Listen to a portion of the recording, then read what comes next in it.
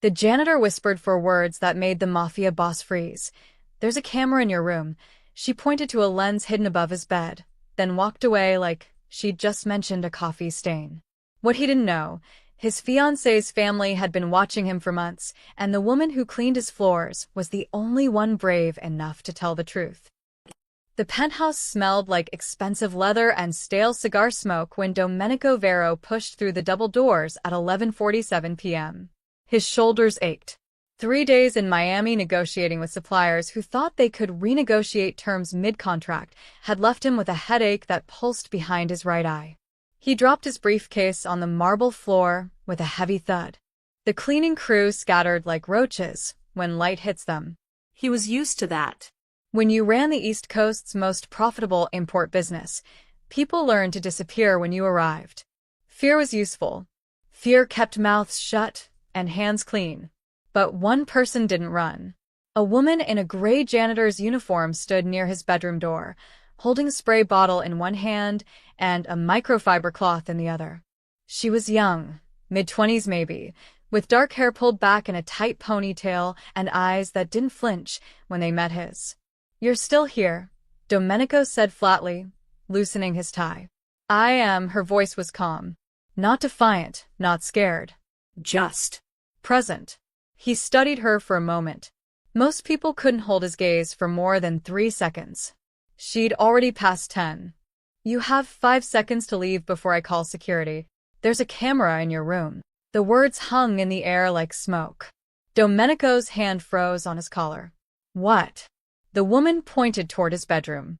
"Above your bed. Right corner. There's a camera watching you." Every instinct in his body screamed trap. Set up. Gone. But something about the way she said it, like she was commenting on the weather, made him pause. He walked past her into the bedroom, his eyes scanning the ceiling. Nothing looked different. Same vaulted ceiling. Same ridiculous chandelier Miranda had insisted on installing last year. Same. Wait. There. A tiny red glimmer, barely visible, tucked into the decorative crown molding above the headboard. So small he'd never have noticed it if he wasn't looking. His blood went cold. Domenico grabbed the nearest chair, dragged it across the hardwood floor with a screech that made his teeth hurt, and climbed up. His fingers found the device immediately, a lens no bigger than a shirt button, mounted with industrial adhesive. He ripped it out. The camera was professional grade. Expensive. The kind you didn't buy at an electronics store. The kind that required expertise to install, and even more expertise to hide. Domenico jumped down from the chair, the device clenched in his fist. When he turned around, the janitor was standing in the doorway, watching him with that same unreadable expression. "How did you know?" His voice was low. "Dangerous. I've seen that model before." She gestured at the camera in his hand. Night Eye Pro 7. They sell them to private security firms, but mostly to people who want to spy without getting caught. Infrared night vision, motion-activated recording, wireless transmission. That one's probably streaming right now to whoever installed it. Domenico's jaw tightened. "And how exactly does a janitor know all that?" "Because I used to clean for people who used them." She met his eyes again. "Rich people. Connected people. People who like to keep insurance on everyone around them." The room felt smaller suddenly. "Who sent you?" Domenico asked. "Nobody sent me. I work for the hotel. I was assigned to this floor 3 weeks ago." She crossed her arms. "But if you're asking who installed that camera, I have a pretty good guess." "Talk." "Not here." She glanced at the ceiling, then at the walls. "If there's one camera, there are probably more. And if they're watching, they're listening too." Domenico's pulse hammered in his ears. He'd survived 2 decades in a business where paranoia kept you alive, and he'd never, not once, been caught off guard like this. He stepped closer to her. "What's your name?" Ivy. "Ivy Sorrentino." "You're going to tell me everything you know?" "Ivy Sorrentino." "I will." She set the spray bottle down on his dresser. "But not while they're watching." She walked toward the door, calm as ever, like she hadn't just dropped a grenade in his life. "Wait." Domenico's voice stopped her. "Why tell me?" You could have kept your head down, finished your shift, and walked away. Why risk this? Ivy turned back, and for the first time, something shifted in her expression. Not fear, not anger, something sadder. Because I know what happens when people collect footage like this, she said quietly. They don't use it to protect themselves. They use it to destroy you. And whatever you've done in your life, Mr. Vero, nobody deserves to be destroyed in their own bedroom. She left. The door clicked shut behind her. Domenico stood alone in his penthouse, the tiny camera still warm in his palm, staring at the empty doorway where a janitor had just unraveled his entire sense of security. He looked back at the crown molding. If there was one camera, there were more. And if someone was watching him sleep, they were watching him do everything else too. His phone buzzed. A text from Miranda, his fiancée. Miss you already, baby. Can't wait to see you tomorrow. XO. Domenico stared at the message. Then he looked at the camera in his hand. And for the first time in 15 years, Domenico Vero felt something he'd trained himself never to feel. Doubt. Domenico didn't sleep. At 12:15 a.m., he made 3 phone calls. By 12:40 a.m., his private security team was at the penthouse door, for men he'd worked with for years, ex-military types who knew how to sweep a room and keep their mouths shut. Tony Marcello led the team. Broad-shouldered, gray-beard, with eyes that had seen too much. He walked in carrying a metal case full of detection equipment that looked like it belonged in a spy movie. Dom, what's going on? Tony asked, setting the case on the coffee table. Domenico handed him the camera without a word. Tony's face went pale. Jesus Christ. Where'd you find this? Above my bed. Who installed it? That's what we're going to find out. Domenico gestured around the penthouse. Sweep everything. Every room. Every corner. I want to know if there's a single piece of tech in this place that doesn't belong to me. Tony nodded and signaled to his team. They moved through the penthouse like surgeons, methodical and silent. Thermal scanners swept the walls. RF detectors hummed, searching for wireless signals. They checked air vents, light fixtures, smoke detectors, even the underside of furniture. Domenico watched from the center of the living room, arms crossed, jaw clenched. 30 minutes in, one of Tony's men, Carter, a wiry guy with tattoos covering both arms, called out from the study. Got something. Everyone converged on the room. Carter pointed to a painting on the wall, an abstract piece Miranda had bought at an auction 6 months ago. Ugly thing. Domenico had never liked it. Carter carefully removed the painting. Behind it, mounted flush against the wall, was another camera. This one aimed directly at Domenico's desk, the place where he reviewed contracts, made phone calls, counted cash. Tony cursed under his breath. This one's newer. Maybe 2 months old. Keep looking, Domenico said, his voice like gravel. 15 minutes later, they found the third camera. It was hidden inside the decorative wooden panel of the liquor cabinet, positioned at eye level. Whoever installed it had drilled a hole so precise, so clean, that it was invisible unless you knew exactly where to look. The lens had a direct view of the entire seating area, where Domenico hosted private meetings, where deals were made, where alliances were formed and broken. Tony held it up to the light. Same model. Same manufacturer. Night Eye Pro, 7, just like the first 1-inch. Are they connected? Domenico asked. Tony pulled out a tablet and ran a scan. Yeah. All 3 devices are transmitting on the same encrypted network. Whoever set this up knows what they're doing. The signal's bouncing through multiple relays. It'd take days to trace it back to the source. But it can be traced. Eventually. Yeah. Domenico walked to the window, overlooking the city. Manhattan sparkled below him. Millions of lights, millions of people, all living their small, insignificant lives. He'd built an empire in this city. Controlled streets, businesses, politicians. And someone had walked into his home and planted eyes in his walls. This shouldn't be possible, Tony said, joining him at the window. Your building has top-tier security. Biometric locks. Cameras in every hallway. How the hell did someone get past all that? Domenico turned to face him. The janitor knew. Tony frowned. What? A janitor found the first camera. Pointed it out to me like she was showing me a stain on the carpet. She knew the model, the manufacturer, how it worked. A janitor? Tony's suspicion was immediate. Dom, that sounds like... I know what it sounds like, Domenico cut him off. But she wasn't nervous. Wasn't trying to sell me anything or get something out of me. She just told me and left. You get her name? Ivy Sorrentino. Tony pulled out his phone and started typing. I'll run a background check. If she's involved. She's not involved, Domenico said, surprising himself with how certain he sounded. She's seen these cameras before. Said she used to clean for people who installed them. Tony looked up from his phone. What people? Domenico didn't answer immediately. His mind was racing, connecting dots he didn't want to connect.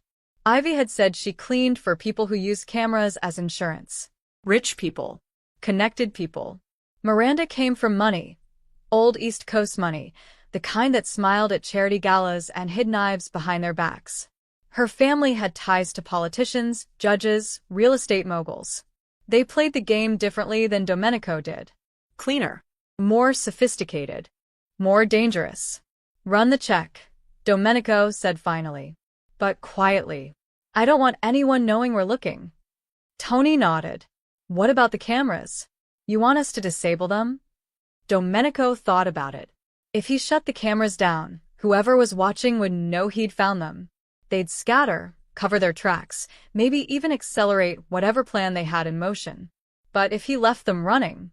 Leave them, Domenico said. For now. You sure? If they want to watch me, let them watch. But from now on, we control what they see. Tony hesitated, then nodded slowly. You think it's her, don't you? Miranda. Domenico looked at the camera in Tony's hand. The one from above his bed, the place where he was supposed to be most vulnerable, most human. I don't know, he said quietly. But I'm going to find out. Dawn broke gray and cold over Manhattan. Domenico hadn't changed his clothes from the night before. He'd spent the last 4 hours reviewing security footage, financial records, and trying to remember every conversation he'd had in his penthouse over the past 6 months. Everything felt contaminated now. At 6:15 a.m., he took the elevator down to the lobby. The morning shift was just starting, bellhops wheeling luggage carts, front desk staff brewing coffee, cleaners pushing their supply carts toward the service corridors. He spotted Ivy immediately. She was near the service door, talking to another janitor, her gray uniform identical to yesterday's. When she saw Domenico walking toward her, she didn't run. Didn't even look surprised. The other janitor, an older woman with silver hair, took one look at Domenico's face and found somewhere else to be. Mr. Vero, Ivy said evenly. We need to talk. Domenico gestured toward a quiet corner near the unused conference rooms. Now. She followed him without protest. They stopped in an alcove where the lobby noise faded to a distant hum. Domenico crossed his arms. You knew there were cameras. Plural. Didn't you? I suspected, Ivy said. People who use one don't usually stop at one. We found 2 more. One at my desk. One at the liquor cabinet. Ivy nodded like he'd just confirmed something she'd already known. Whoever placed them wanted documentation. Not just of your private life, of your business. You said you used to clean for people who installed these. Domenico stepped closer. Stop being vague. Give me names. Ivy's expression shifted, just slightly, but enough. A flicker of something. Hesitation? Fear? She glanced past him at the lobby, checking who might be watching. I worked for a cleaning service in Connecticut 3 years ago, she said quietly. High-end homes. Estates. The kind of places where you sign an NDA before you vacuum the carpets. And one of the families I cleaned for was the Russos. The name hit Domenico like a punch to the gut. Russo. Miranda's family. Ivy continued, her voice steady. I worked at their mansion for 8 months. During that time, I saw cameras everywhere. Not security cameras, hidden ones. In guest bedrooms. In closets. Even in the bathroom mirrors. They weren't protecting themselves. They were collecting information on everyone who walked through their doors. Domenico's mind raced. He'd been to the Russo mansion dozens of times. He'd stayed overnight. He'd taken business calls in their guest rooms. Why? He asked. Insurance. Ivy said the word like it tasted bitter. That's what the housekeeper called it. Mrs. Russo liked to know things about people. Private things. She said it kept relationships honest. Honest, Domenico almost laughed. That's one word for it. I quit after I found a camera in the room where their daughter's friends would change clothes during pool parties. These girls were 17, 18 years old. When I confronted the family about it, they offered me $50,000 to forget what I'd seen. Did you take it? No, Ivy's eyes hardened. I walked out that same day. Moved to New York a week later. I thought I'd left all that behind. Domenico studied her face. She wasn't lying. He'd spent 2 decades reading people, and Ivy Sorrentino had the exhausted honesty of someone who'd seen something ugly and couldn't unsee it. Miranda's brother, Ivy said. Nicola Russo. He was the one who installed most of the cameras. He has a tech background, studied computer engineering at MIT before he joined the family business. He'd brag about how sophisticated his systems were. Said nobody could ever trace them back to him. Nicola. Domenico had met him a dozen times. Quiet guy. Polite. Always smiled, always shook hands, always said the right things. Miranda adored him. Called him her protector. You're telling me my fiancé's family has been spying on me, Domenico said slowly. I'm telling you that the cameras in your penthouse are the same model, same placement strategy, same encryption signature as the ones I saw in the Russo mansion 3 years ago. You can believe me or not. That's up to you. Domenico pulled out his phone. On the screen was a photo Tony had sent him an hour ago. Ivy's background check. Clean record. No criminal history. No suspicious connections. She'd worked 3 janitorial jobs in the past 2 years. Always showed up on time. Never caused problems. Nobody important. Nobody dangerous. Exactly the kind of person people forgot about. Why help me? Domenico asked. You could have kept quiet. Finished your shift. Avoided all of this. Ivy looked away. Because I've seen what happens when people like the Russos collect footage. They don't just keep it in a drawer. Eventually, they use it. And when they do, they destroy lives. Domenico slipped his phone back into his pocket. I'm sending you home. Take the day off. Paid. I don't need. It's not a request. He reached into his wallet and pulled out a hotel keycard, the one Tony had deactivated an hour ago and replaced with a dummy. He handed it to Ivy. Your access badge still works. If you need to reach me, use the service entrance. Don't call. Don't text. Ivy took the card, confusion crossing her face. Why are you trusting me? I'm not, Domenico said. But right now, you're the only person who's been honest with me. That counts for something. He walked away, leaving Ivy standing in the alcove. His phone buzzed. A text from Miranda. Brunch today? My place? Miss your face.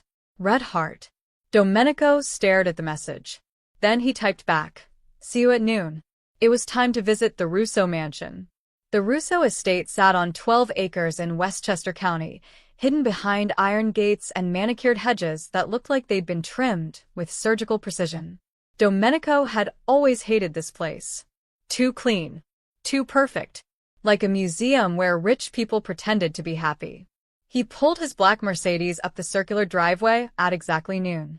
Miranda was waiting on the front steps, wearing a cream-colored sundress that probably cost more than most people's monthly rent. Her blonde hair caught the sunlight perfectly. She looked like something out of a magazine. Baby. She practically floated down the steps and wrapped her arms around his neck. I missed you so much. Domenico returned the embrace, but his eyes scanned the mansion's facade. How many cameras were watching them right now? Missed you too, he said, the lie smooth on his tongue. Miranda pulled back, studying his face. You look exhausted. Miami was that bad.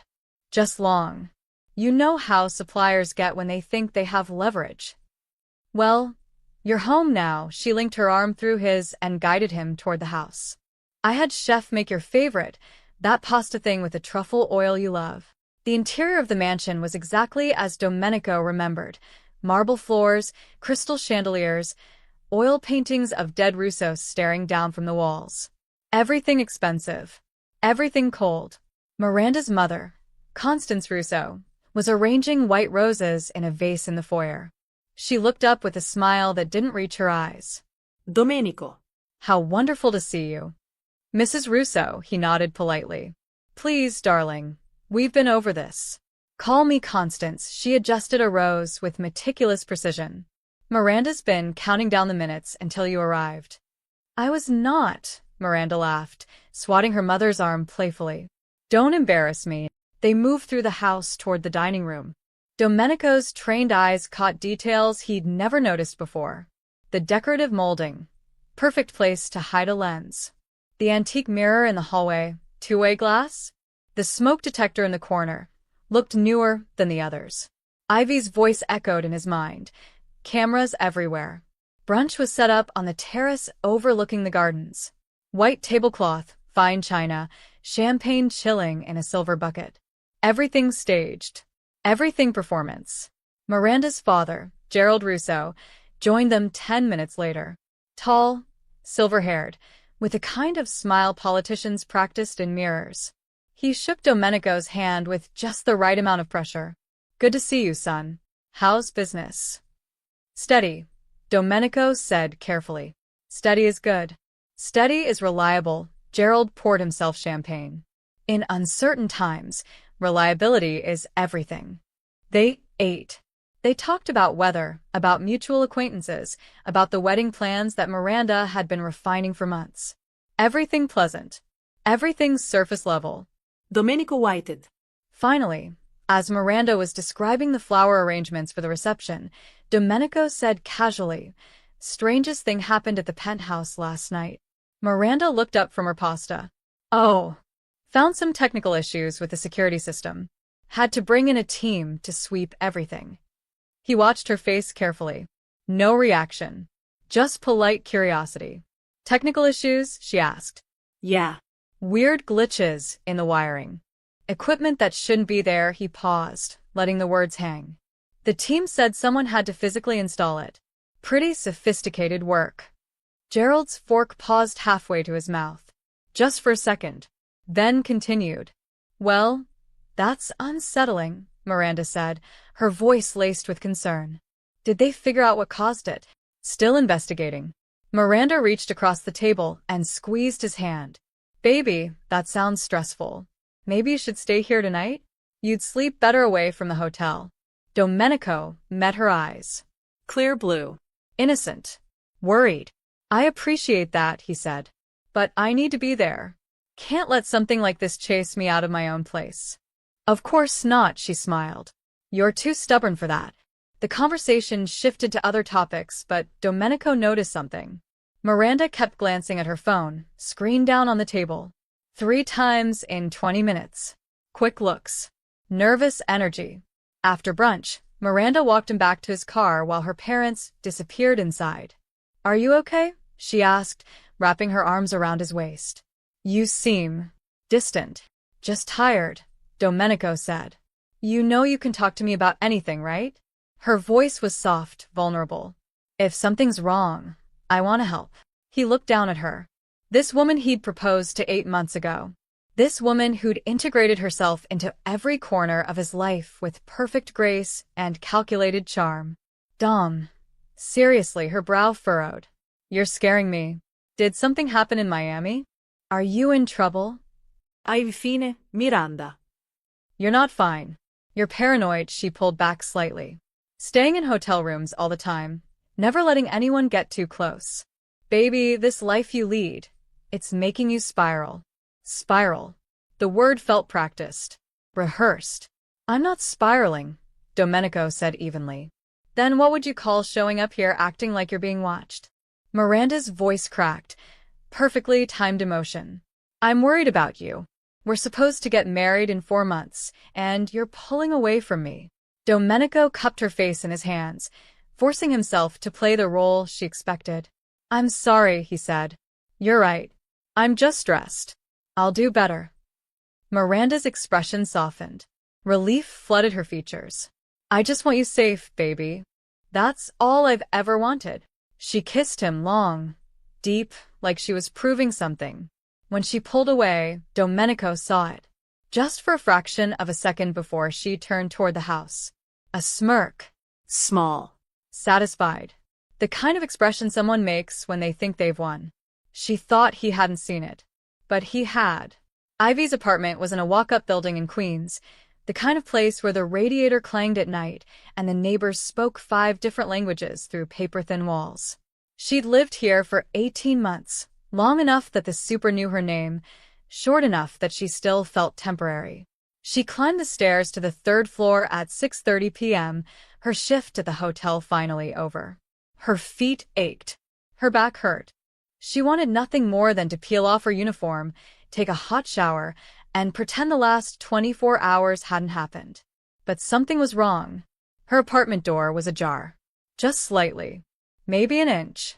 Enough that she could see the darkness inside. Ivy's heart kicked into overdrive. She stood frozen in the hallway, her hand still on the railing.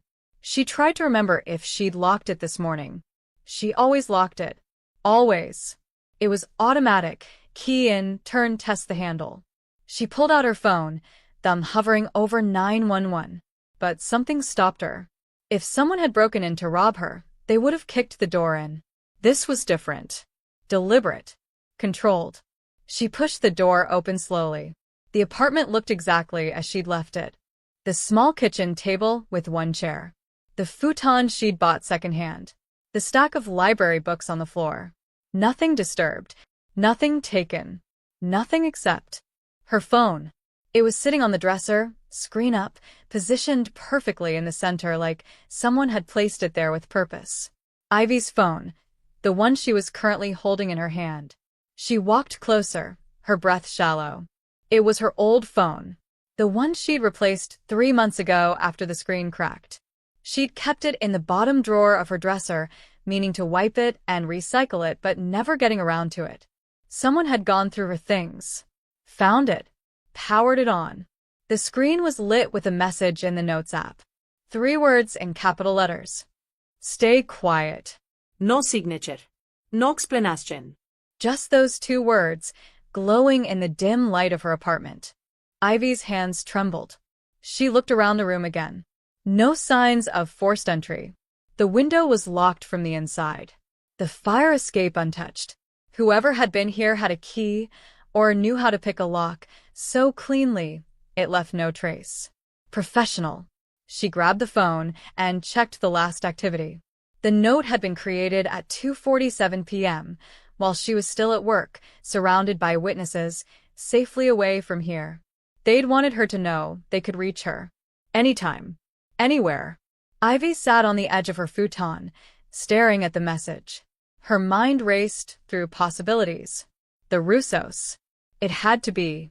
She'd given Domenico their name this morning, and by afternoon, someone had been inside her home. They were faster than she'd expected. She thought about Domenico's offer, the key card, the access, the implicit protection. But protection from whom? A mafia boss was offering safety from a family of millionaire socialites who probably donated to children's hospitals and posed for magazine covers. Except those were the most dangerous kind. Ivy knew what the Russos were capable of. She'd seen it 3 years ago when she tried to confront them about the cameras. They didn't threaten. They didn't raise their voices. They smiled, offered money, and made it clear that refusing would have consequences. She'd taken the smart route back then, walked away, moved cities, started over. But she'd made a mistake yesterday. She'd spoken up. She'd involved herself in something that wasn't her business, all because she couldn't watch another person get trapped in the Russos' web. And now they knew she was a problem. Ivy stood and walked to her window. The street below was quiet. A few pedestrians, a bodega on the corner, a bus rumbling past. Normal life. The kind of life she'd been trying to build. Simple. Invisible. Safe. That was over now. She grabbed a backpack from her closet and started packing. Essentials only, clothes, toiletries, the cash she kept hidden in a coffee can under the sink. Not running, she told herself. just being prepared, ready to move if things got worse. Her real phone buzzed. A text from an unknown number. You have a choice. Walk away from Domenico Vero and forget everything you saw. Or keep talking and find out what happens to people who interfere in family matters. Ivy's jaw tightened. No question who'd sent it. She typed back, I don't know what you're talking about. The response came within seconds. Yes, you do. This is your only warning, Ivy. We know where you live. We know where you work. We know where your mother lives in Newark. Stay quiet, or everyone you love pays the price. Her mother. They'd brought up her mother. Ivy deleted the message thread with shaking hands. Then she grabbed her packed bag, turned off the lights, and walked out of her apartment. She didn't know where she was going. Not home. Not to friends. She didn't have many, and she wouldn't put them at risk. Maybe a motel. Maybe the 24-hour diner 3 blocks away, where she could sit in a corner booth and think. As she descended the stairs, she pulled out the hotel keycard Domenico had given her. The dummy one he'd said would still work. She'd thought he was being paranoid. Now she understood. In Domenico's world, paranoia wasn't a weakness. It was survival. And Ivy Sorrentino had just learned she was playing in that world now, whether she wanted to or not. The question was, did she disappear like she did 3 years ago? Or did she fight back? The warehouse sat in Red Hook, Brooklyn, tucked between abandoned shipping containers and a waterfront that smelled like rust and diesel. Domenico had owned the building for 12 years, one of a dozen properties he used for meetings that couldn't happen in public. Tonight, he'd called in his inner circle. Tony Marcello arrived first, followed by 3 lieutenants Domenico had worked with since the beginning: Vincent Vinny Calabrese, who handled logistics, Marcus Chun, who managed their digital operations, and Rachel Dominguez, who oversaw legal affairs and had a law degree from Columbia she'd never officially practiced. They sat around a metal table under flickering fluorescent lights. No phones. No recording devices. Just 5 people who trusted each other with their lives. Domenico placed the 3 cameras on the table. These were in my penthouse, he said. 1 above my bed. 1 at my desk. 1 at the liquor cabinet. Vinny leaned forward, examining them. Jesus. When? We don't know exactly. Sometime in the last 6 months. Marcus picked up one of the cameras, turning it over in his hands. His expertise was cybersecurity. He'd been a hacker before Domenico recruited him 8 years ago. Najtaj pro 7. High-end surveillance. Military-grade encryption. Whoever planted these knew exactly what they were doing. Can you trace them? Domenico asked. Already started. Marcus pulled out a tablet. All 3 devices connect to a private encrypted relay. The signal bounces through servers in 3 different countries, Switzerland, Singapore, and the Cayman Islands, before reaching the final destination. Which is? Still working on it. But here's what's interesting. Marcus swiped through data on his screen. These cameras don't just record. They stream live and archive everything automatically. We're talking hundreds of hours of footage stored somewhere in the cloud. Rachel crossed her arms. That's not surveillance. That's evidence collection. Exactly, Marcus looked at Domenico. Whoever's doing this isn't watching you for entertainment. They're building a file. The implications settled over the room like fog. Domenico had spent 20 years being careful. Every conversation calculated. Every transaction documented only in his head. He'd avoided federal indictment 3 times because he never left evidence. But if someone had months of footage, conversations with suppliers, meetings with politicians, cash exchanges, strategic planning sessions, they could bury you, Tony said quietly. Hand that footage to the feds, and you'd be in federal prison by next month. Or they could release it to the council, Vinny added. The council, 5 family heads who controlled different territories across the East Coast. Domenico answered to them, but barely. If they see you as compromised, they'll vote you out.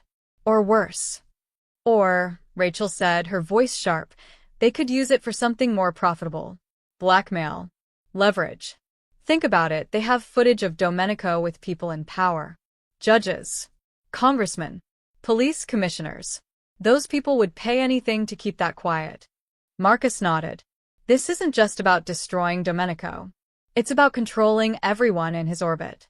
Domenico stayed silent, processing. 3 different ways this footage could be weaponized. 3 different catastrophes waiting to happen. Who do you think planted them? Rachel asked.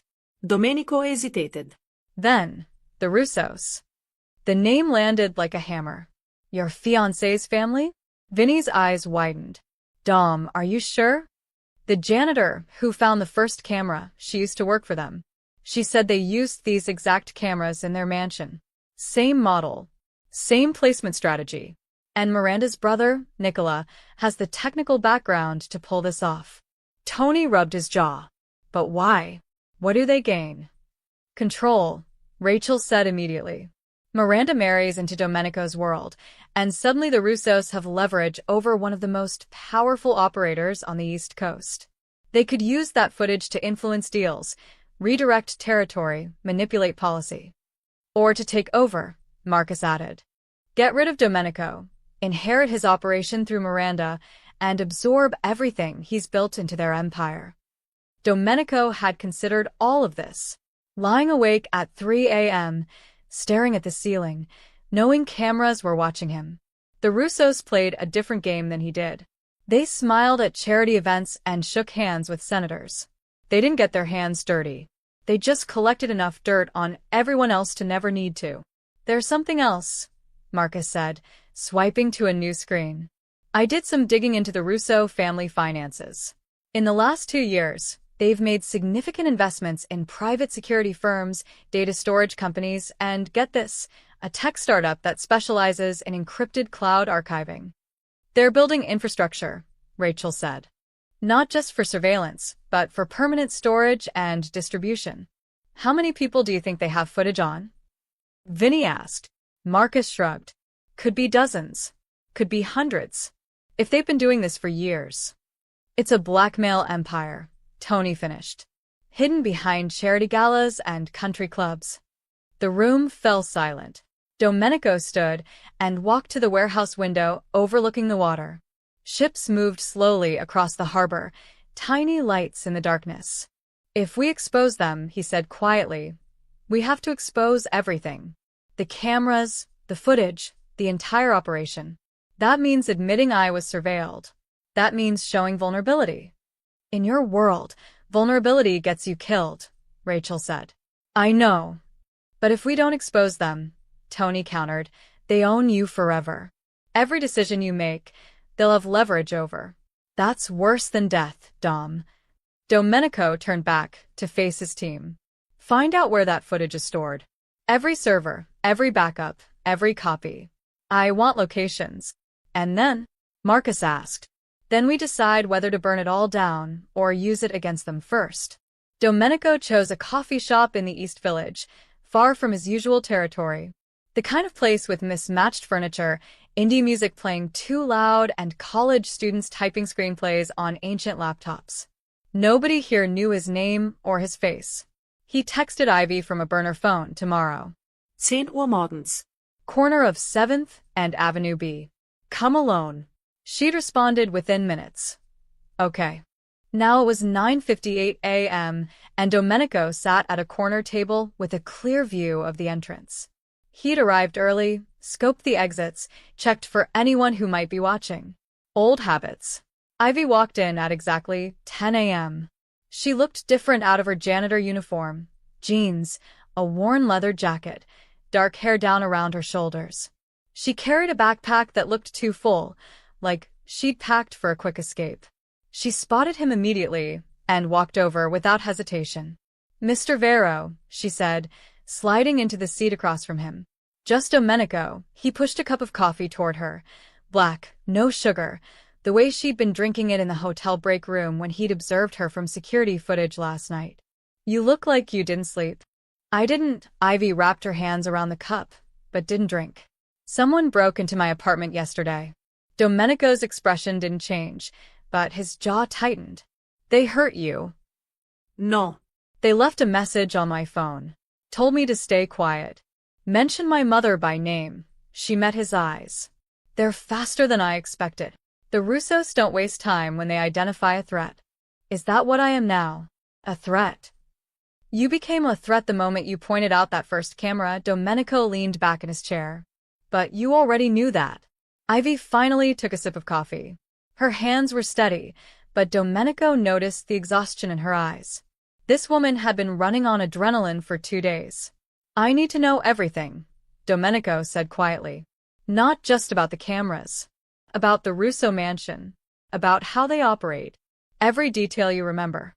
Ivy set down her cup. Why? So you can what? Take them down? These aren't people you can intimidate, Domenico. They own half the judges in Connecticut. Their family has been untouchable for 3 generations. Nothing's untouchable. You just need to know where to apply pressure. And you think I know where that is. I think you saw things while you were in that house. Things they didn't know you noticed. Ivy was quiet for a moment, staring at her coffee. Then she started talking. The mansion has 43 rooms, she said. I know because I cleaned every one of them. But there are cameras in only 12 specific locations. Guest bedrooms where important people stayed. The study where Gerald conducts business. The sitting room where Constance hosts her charity committee meetings. The pool house where their kids brought dates. Strategic placement, Domenico said. Exactly. They're not paranoid. They're methodical. Every camera serves a purpose, collecting leverage on someone specific. Ivy pulled a small notebook from her jacket. I kept a list. Couldn't help myself. Occupational hazard of being observant. She slid the notebook across the table. Domenico opened it. Inside were detailed sketches, floor plans of the Russo mansion, marked with X's indicating camera locations. Notes in small, neat handwriting. Guest room 3. Senator Whitmore stayed here March 2022. Camera in closet ceiling. Guest room 5. Judge Patterson, April 2022. Camera behind bathroom mirror. Jesus, Domenico mattered. You documented everything. I was going to take it to the police, Ivy said. But then I realized, who would believe a janitor over the Russos? They'd bury me. So, I kept the notebook as insurance. Proof I wasn't crazy. Domenico flipped through the pages. There were at least 20 entries. Politicians, business executives, family friends. All unknowingly recorded. The bathroom mirrors, he said. How did they hide cameras there? 2-way glass. Nicola designed them himself. From the outside, they look like normal mirrors. From behind, they have a clear view of everything. He was proud of it. He called it his masterpiece. Domenico felt bile rise in his throat. And nobody ever noticed. Why would they? You trust the people you're visiting. You don't check for cameras in your friend's bathroom. Ivy's voice was bitter. That's what makes the Russos so dangerous. They weaponize hospitality. Where does Nicola store the footage? Private server farm. I heard him mention it once to his father, said it was housed in a facility upstate, completely off-grid. Climate-controlled, biometric security, the works. He said even if someone raided the mansion, they'd never find the archives. Domenico's mind raced. A server farm. Physical location. That was vulnerable in ways cloud storage wasn't. You said Miranda never watches the footage herself, he said. She doesn't need to. Her job is different. Ivy leaned forward. She's the collector. She gets close to people, dates them, befriends them, marries them, and once they're comfortable, the cameras go in. She's done it before. Domenico froze. What? You're not her first engagement? Ivy's voice was soft, almost apologetic. 3 years ago, she was engaged to a real estate developer named Thomas Keating. 6 months before the wedding, he suddenly sold his company at a huge loss and moved to Europe. Nobody knew why. The rumor among the staff was that the Russos had footage of him doing something illegal. They gave him a choice: sell and disappear or go to prison. The coffee shop noise faded to white noise. Domenico thought about Miranda's face yesterday. The perfect concern. The practiced emotion. The smirk she thought he hadn't seen. She played me from the beginning, he said quietly. She plays everyone, Ivy said. That's her role in the family business. Domenico closed the notebook and slid it back across the table. Keep it, Ivy said. You'll need it more than I will. What are you going to do? Ivy picked up her backpack. Disappear. Like I should have done 2 days ago. They'll find you. Maybe. But at least I tried to do the right thing first. She stood to leave. Ivy, Domenico said. She turned back. Thank you. She nodded once, then walked out of the coffee shop and disappeared into the morning crowd. Domenico sat alone, the notebook in front of him, surrounded by strangers drinking overpriced lattes. For the first time in 20 years, he felt something he'd almost forgotten. Rage. Domenico returned to his hotel at noon with Ivy's notebook burning a hole in his jacket pocket. He didn't go to his penthouse. Instead, he took the service elevator to the basement level where the hotel's security operations were housed. Tony was already there, along with Marcus and 2 members of his tech team. They'd commandeered one of the auxiliary security rooms, a cramped space filled with monitors, servers, and the smell of stale coffee. Tell me you found something, Domenico said, closing the door behind him. Marcus looked up from his laptop, exhaustion written across his face. We traced the signal.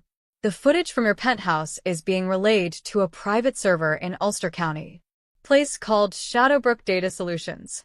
It's registered as a corporate backup facility, but the ownership is buried under 6 layers of shell companies. The Russos. Can't prove it yet, but the timing matches. The facility was built 4 years ago, right when the Russos started making those tech investments I mentioned.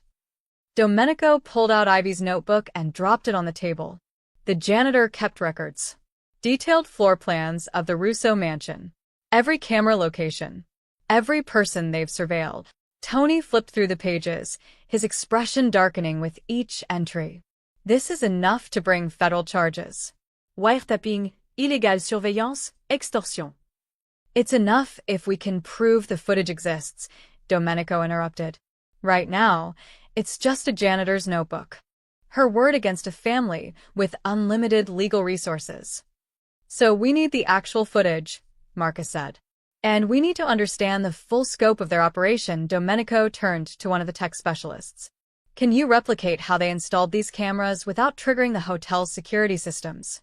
The specialist, a young woman named Sarah with purple streaks in her hair, nodded. I've been reviewing your building's security protocols. There's a 12-minute window during maintenance cycles when the cameras in the service corridors go dark for software updates. It happens every Tuesday at 2 a.m. That's when they installed them, Tony said. Someone with access to the maintenance schedule. Someone on the inside, Domenico agreed. He thought about the past 6 months. Miranda had visited the penthouse at least twice a week. She had her own keycard. She knew his schedule, his habits, when he'd be traveling. There's something else, Sarah said, pulling up a schematic on her monitor. The camera placement in your penthouse is surgical, not voyeuristic, strategic.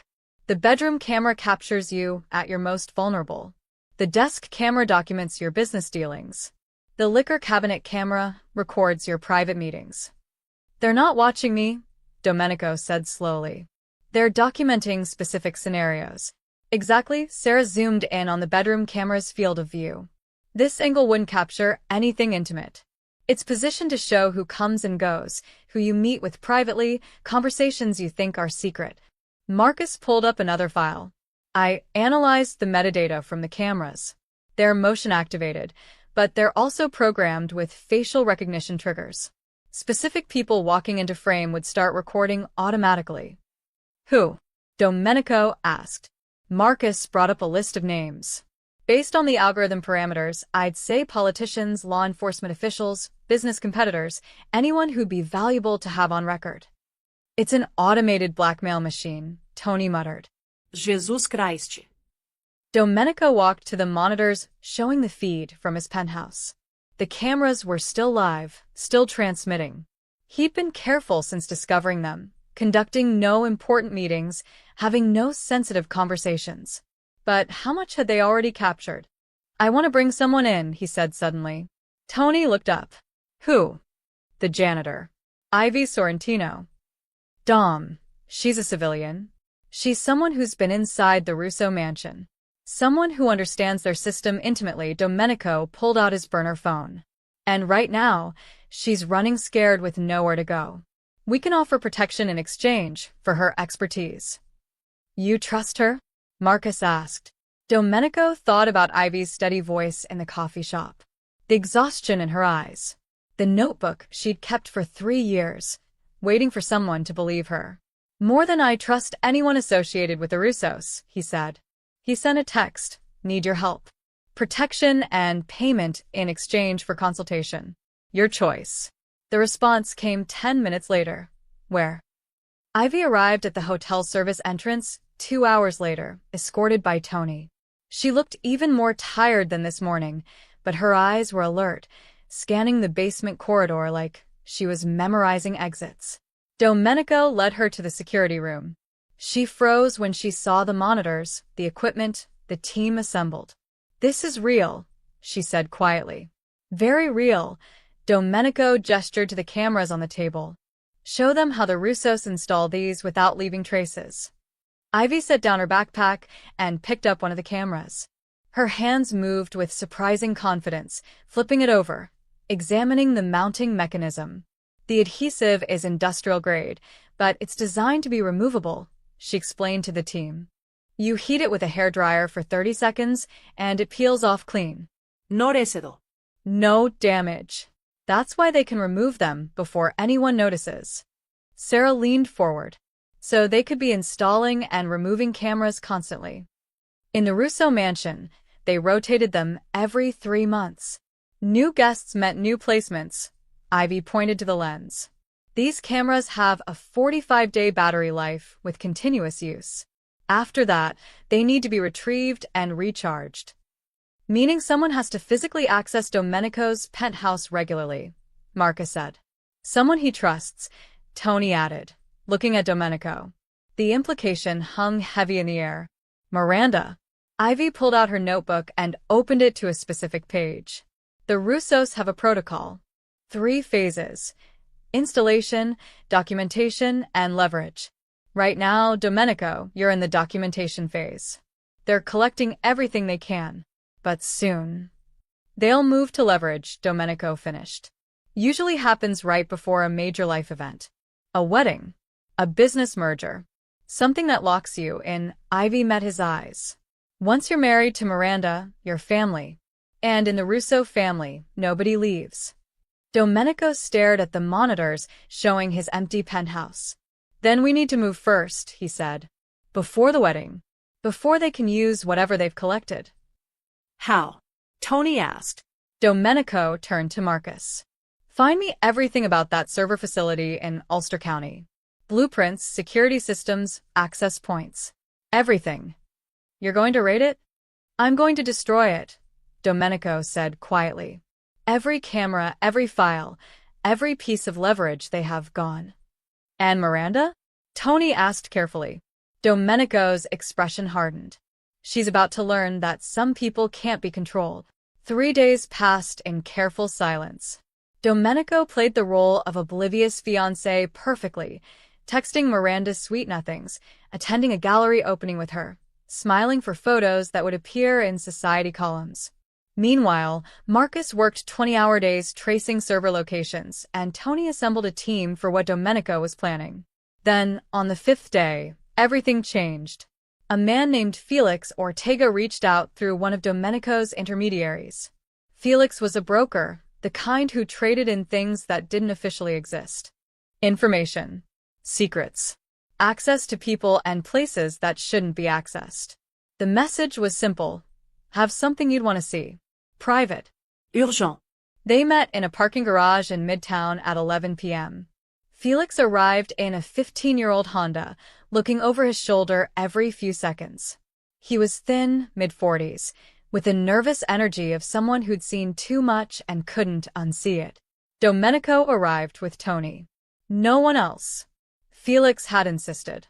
Mr. Vero, Felix said, his voice shaky. Thank you for meeting me. You have 2 minutes, Domenico said. Make them count. Felix pulled out a tablet, hands trembling. 3 days ago, someone approached me through encrypted channels. They wanted to sell something, described it as premium private recordings of high-value targets. They claimed to have footage of politicians, business executives, law enforcement officials. Domenico's pulse quickened. Go on. I told them I'd need to verify the merchandise before committing to a price.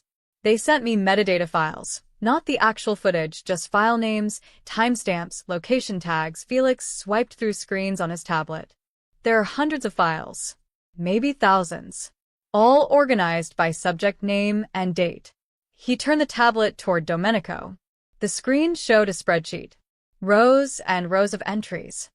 Vairo-basso Domenico-basso Penthouse-basso Bedroom-basso 08-15-2024-basso 2247 HRS. Vero_Domenico_penthouse_Penthouse_09-03-2024-1432 HRS. Patterson_Russo_5-04120202-031202-2315 Whitmore_Douglas_Mansion_Study_03-28-2022-1856 HRs. Domenico's blood went cold. His name, his locations, dates and times matching exactly when he'd been in his penthouse. How much? He asked quietly. 8 figures. Felix swallowed hard. Starting bid was 10 million, but they said for the right buyer, they'd go higher. This isn't just blackmail material, Mr. Vero. This is a nuclear weapon. Who's selling? Anonymous seller. But the delivery instructions specified a server transfer from a facility upstate, Ulster County. They're not physically handing over drives. They're transferring access credentials to a private server. The same server Marcus had traced. Shadowbrook Data Solutions. Tony leaned closer. Did they say when the sale closes? 72 hours from their initial contact. That was 3 days ago, which means they're selling tomorrow, Domenico finished. Felix nodded, sweat beading on his forehead. Mr. Vero, I swear I didn't know this involved you until I saw the metadata. I never would've. Who else have they contacted? I don't know. But if they're reaching out to brokers like me, they're casting a wide net. Someone's going to buy this. And once it's out there, Felix trailed off. Once it was out there, Domenico's entire operation would be exposed. Every conversation, every meeting, every moment of vulnerability captured in high definition and ready to be weaponized. The metadata, Domenico said. Send it to me. Everything you have. Felix's hands shook as he transferred the files to a secure email. Mr. Vero, these people, whoever they are, they're not amateurs. The level of organization, the scope of surveillance, the infrastructure required. I know who they are, Domenico said coldly. Then you know they won't stop. Even if you shut down this sale, they'll be stopped. Domenico's voice was ice. Permanently. Felix nodded quickly, desperate to end this conversation. Is there anything else you need from me? Yeah. You never saw this metadata. You never had this conversation. And if anyone asks if you've heard about recordings being sold, you know nothing. Of course. Absolutely. Felix practically ran back to his Honda. Tony waited until the car disappeared down the ramp before speaking. They're trying to sell it before the wedding. Get the money and disappear before you realize what's happening. Or they're testing the market, Domenico said. Seeing who bites. Once they know who's interested, they have more leverage. Either way, we're out of time. Domenico pulled out his phone and called Marcus. How close are you to getting those Shadowbrook blueprints? I have them, Marcus said. But Dom, the security is insane. Biometric scanners, armed guards, redundant systems. I don't care if it's Fort Knox. We're going in tomorrow night. Tomorrow? That's not enough time to. It has to be. They're selling the footage in 72 hours, which means the servers are live and accessible right now. If we wait, someone buys it, and we lose our window. There was silence on the other end. Then, okay. I'll have a plan ready by morning. Domenico hung up and stared out at the city lights. Tony cleared his throat. What about Miranda? If we hit the server facility, she'll know we're coming for her. Good. Domenico said. Let her know. And the wedding. There isn't going to be a wedding. Tony studied his boss's face. The man he'd worked with for 15 years. The man who'd built an empire through calculated restraint and strategic patience. That man was gone. In his place was someone Tony had only seen a handful of times. Someone dangerous. We're going to war with the Russos, Tony said. It wasn't a question. We're going to end them, Domenico corrected. There's a difference. He walked toward his car, already planning. The server facility. The footage. The evidence that could destroy not just him, but dozens of powerful people whose secrets the Russos had collected like trophies. Tomorrow night, it would all burn. And Miranda Russo would finally understand what it meant to surveil a predator. Domenico changed the plan. He woke up at 5 a.m. with a realization that made his previous strategy look like amateur hour. Raiding the server facility would destroy the evidence, but it would also let the Russos disappear into their world of lawyers and deniability. They'd claim ignorance, blame rogue employees, use their connections to dodge consequences. No. This required something different.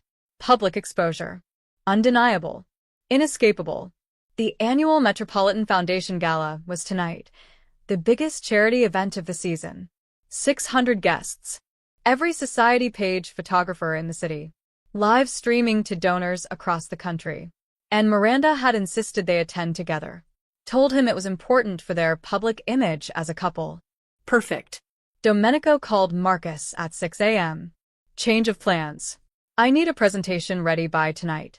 Every camera location, every metadata file, every piece of evidence we have on the Russo surveillance operation. Make it airtight. A presentation? Marcus sounded confused. For who? For everyone. By noon, the pieces were in motion.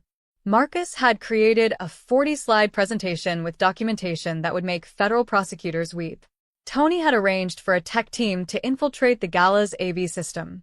Rachel had prepared legal documentation showing the chain of evidence. And Ivy, who'd been staying in a hotel room Domenico paid for, provided the final piece. Testimony. You want me to go on record?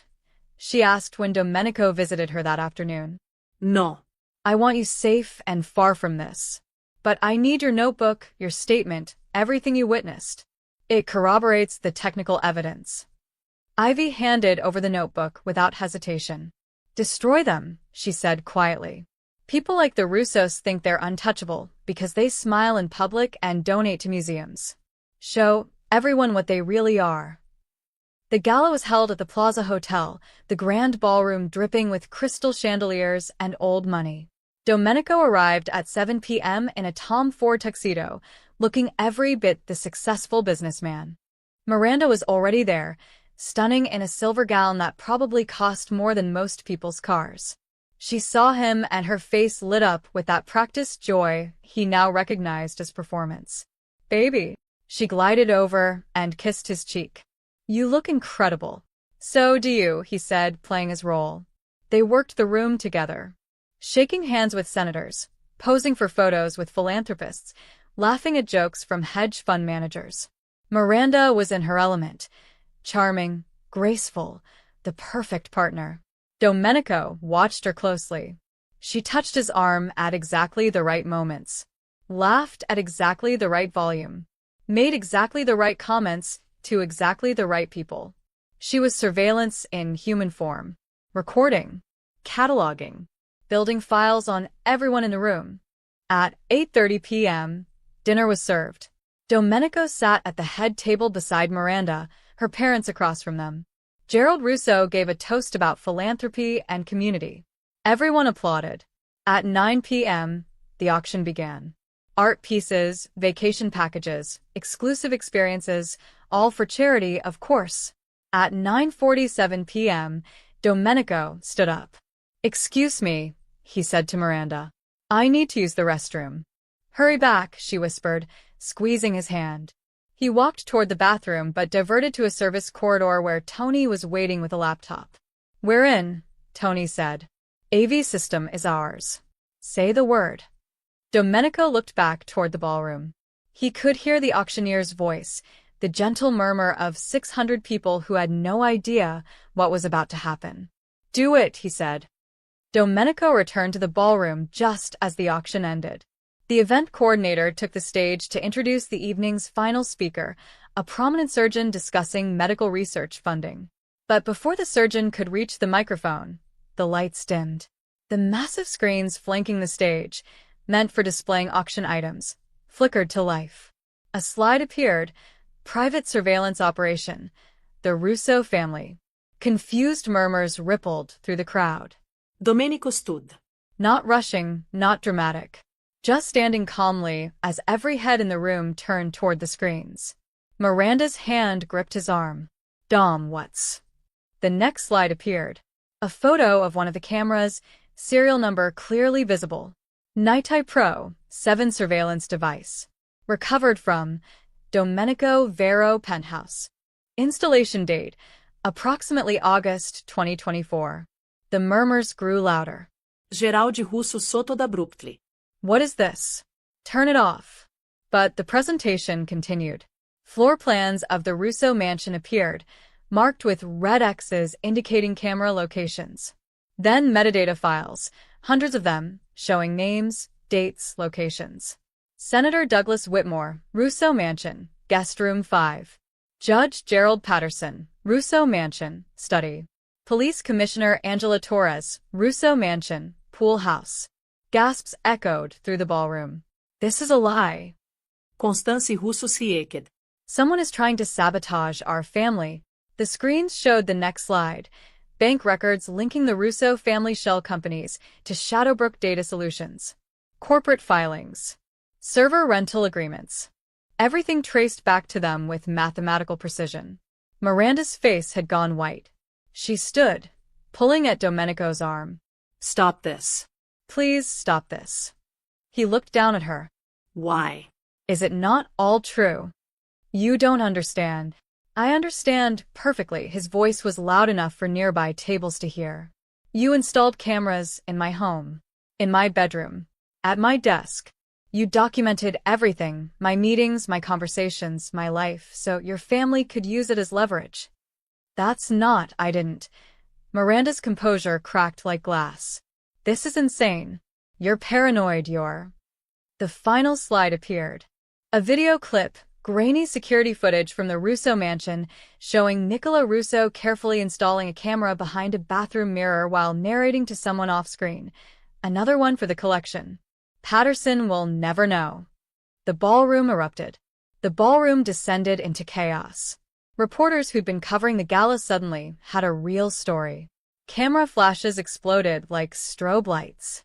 Security tried to cut the presentation feed, but Marcus had locked them out. The evidence kept cycling on the screens, impossible to ignore.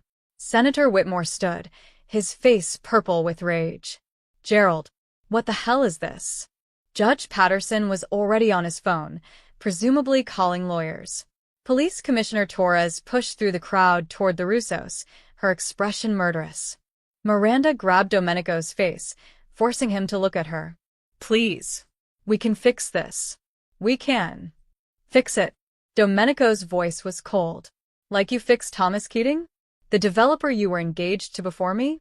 Did you give him the same speech before your family destroyed his life?" Her eyes widened. "How did you?" "I know everything, Miranda. Every camera. Every target. Every person your family has been surveilling for years." He pulled her hands away from his face. "You were never going to marry me. You were going to own me." "That's not true." Her voice cracked, and real tears, actual tears, started streaming down her face. "I love you.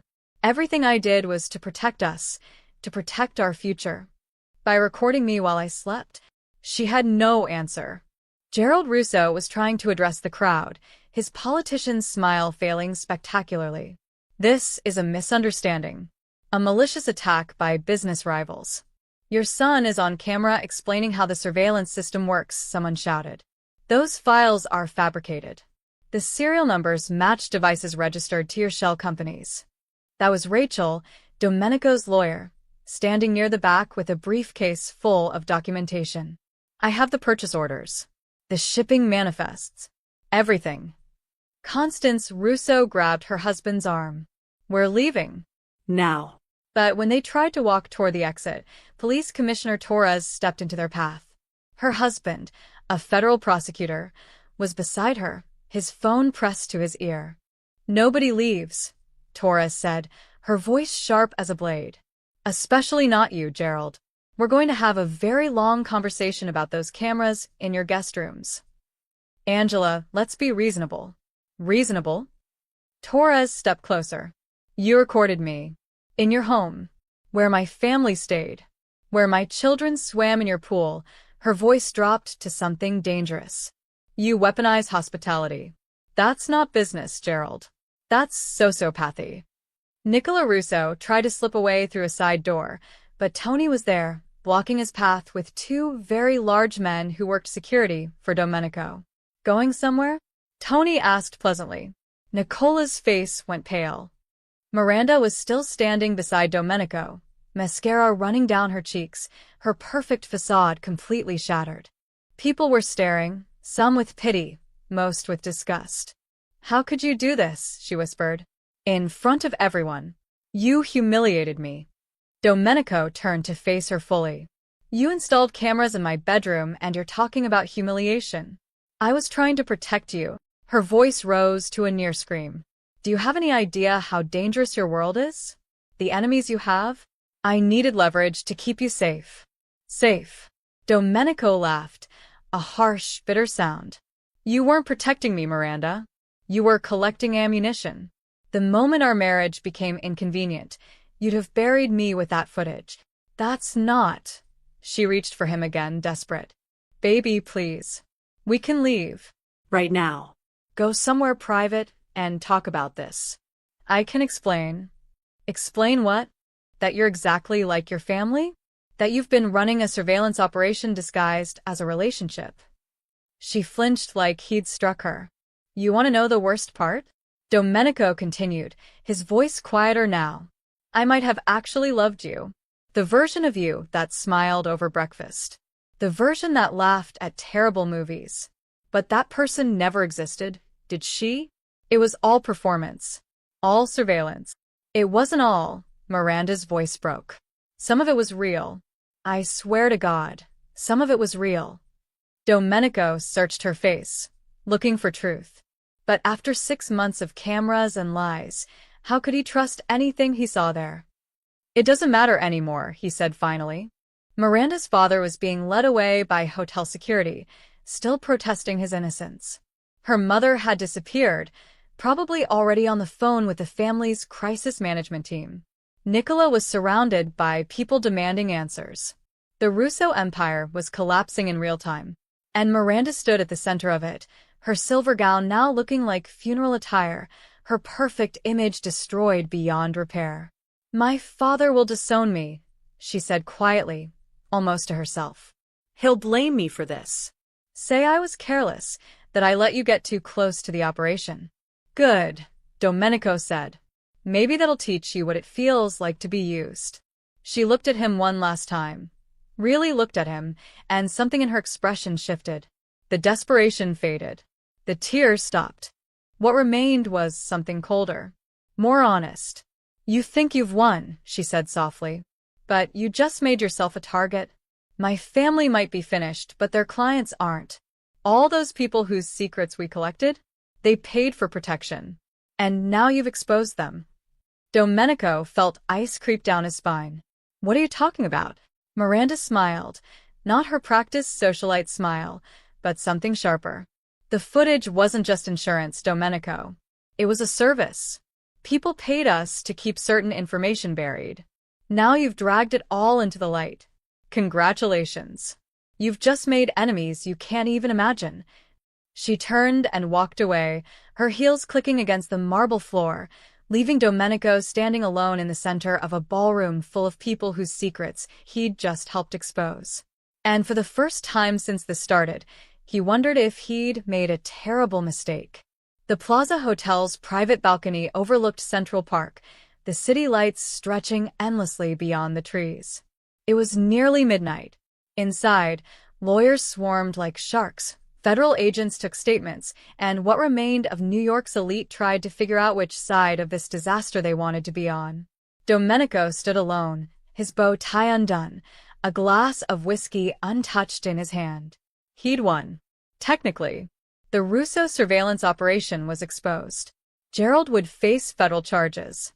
Nicola was already cooperating with prosecutors, cutting deals to save himself. The server facility in Ulster County had been raided by FBI agents within an hour of the gala ending. Hundreds of files seized. Dozens of powerful people compromised.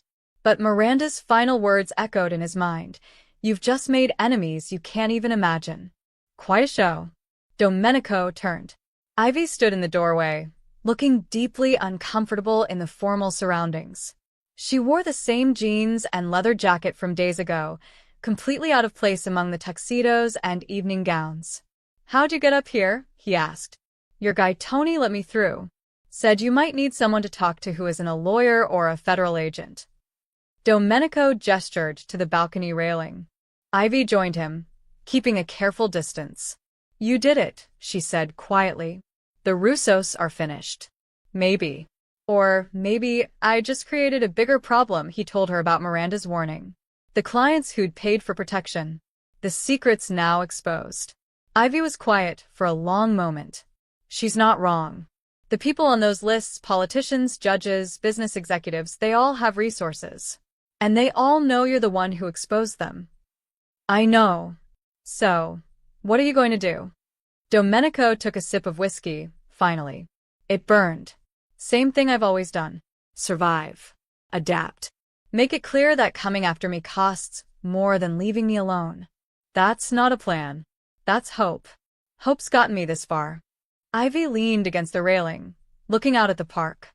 "You know what's funny? In the Russo mansion, I was invisible. Just another cleaner moving through rooms, emptying trash, changing sheets. People talked around me like I wasn't even there. That's how I learned everything, by being so unimportant that no one bothered to hide." "You're not unimportant," Domenico said. "I know that now. But I spent 3 years believing I was. Believing the best thing I could do was stay quiet and invisible." She turned to face him. "You could have stayed invisible too. Could have lived with those cameras, played Miranda's game. Maybe even turned it to your advantage. But you didn't. You burned it all down in front of 600 people. Because I was angry." "No," Ivy shook her head. "Because you understood something the Russos never did. Power built on secrets is fragile. It only works as long as people are afraid of exposure. But once everything's already exposed, the power disappears." Domenico considered that. She was right. The Russos had controlled people through fear of what would happen if their secrets got out. But now those secrets were public. The leverage was gone. The power structure had collapsed. "You think I did the right thing?" he asked. "I think you did the only thing. For people like the Russos, compromise is just another form of control." The balcony door opened. Tony stepped out. "Dom, FBI wants another statement. And there's a reporter from the Times asking for comment. Tell them I'll give a statement tomorrow." Through Rachel. "No reporters tonight." Tony nodded and disappeared back inside. Ivy pushed off the railing. "I should go. This is your world, not mine." "Wait." Domenico reached into his jacket and pulled out an envelope. "Inside is a phone number. Secure line. If the Russos or anyone associated with them comes after you for testimony, intimidation, anything, you call that number. My people will handle it." Ivy took the envelope but didn't open it. "This feels like protection. And I told you what I think about protection." "It's not protection." Domenico met her eyes. "It's reciprocity. You showed me where the cameras were. This is me showing you where the exits are." She smiled, small, genuine. "That's better. What are you going to do now?" Ivy shrugged. "Find another cleaning job, probably. Maybe stay in New York, maybe move again. Depends on how much heat comes from all this. You could work for me. Not cleaning, consulting. I need people who can spot surveillance, who understand how the wealthy hide their crimes." "You offer me a job with the Mafia?" She raised an eyebrow. "I'm offering you a choice.